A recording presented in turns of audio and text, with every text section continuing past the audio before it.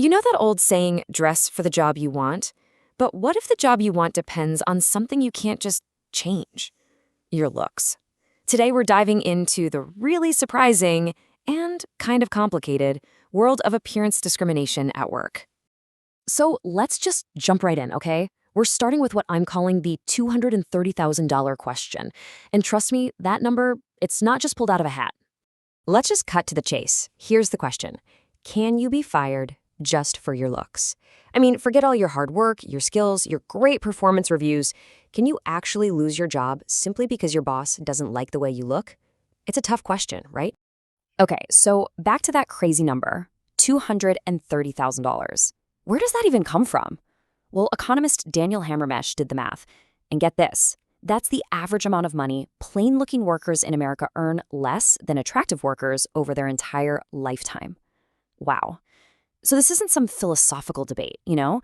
This has a real, tangible impact on people's wallets. So you're probably thinking, how on earth is this possible? How is that legal? Well, it all boils down to a really important concept in U.S. law, something called the at-will reality. Okay, so what does at-will even mean? Basically, in most of the U.S., you can be fired for any reason at all. A good reason, a bad reason, a stupid reason, or even for no reason whatsoever.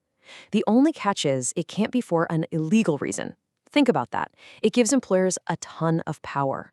And that brings us right back to our big question. Is not liking someone's looks on that list of illegal reasons? Nope, it's not.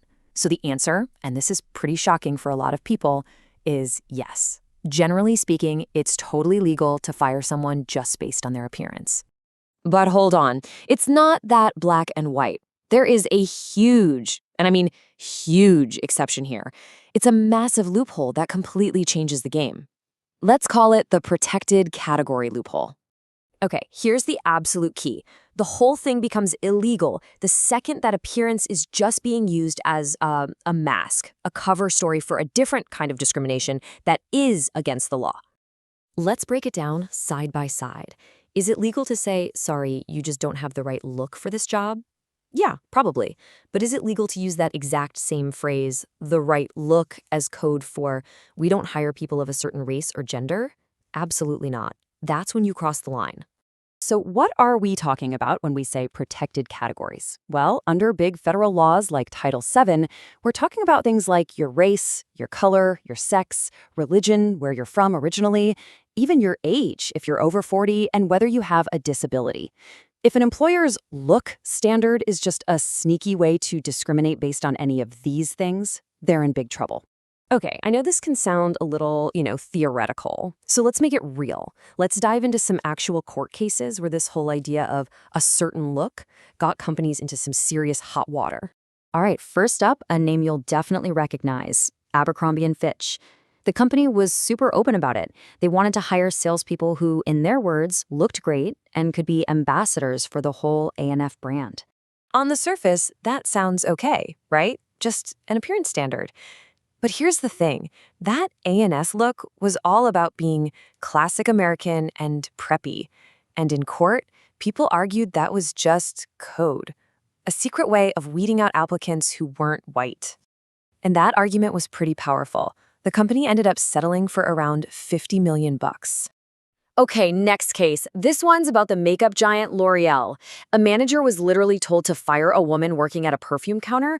Why? Because she wasn't hot enough. I'm not kidding, that was the reason.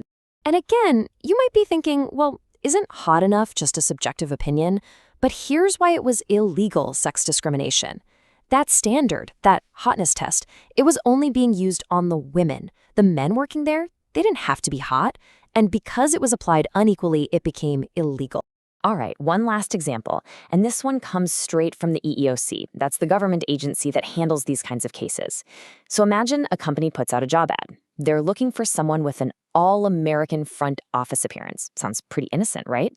Well, it turns out that phrase was used to turn down a totally qualified applicant who happened to be of Indian ancestry. The EEOC looked at it and said, wait a minute, you're not rejecting her because she doesn't have a good look. You're rejecting her because of her Indian features. Suddenly, all-American wasn't so innocent. It was a mask for discrimination based on her national origin.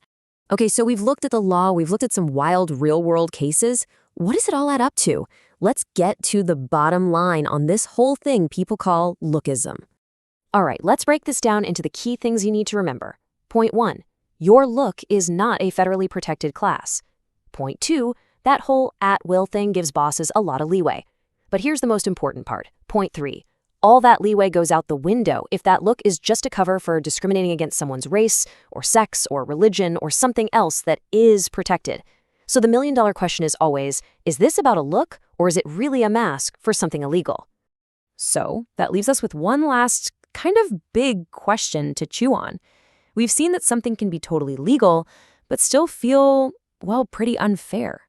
So if the law says it's okay, but it doesn't feel right, whose job is it to fix it? Should we be looking to our politicians, to the companies themselves, or maybe to us?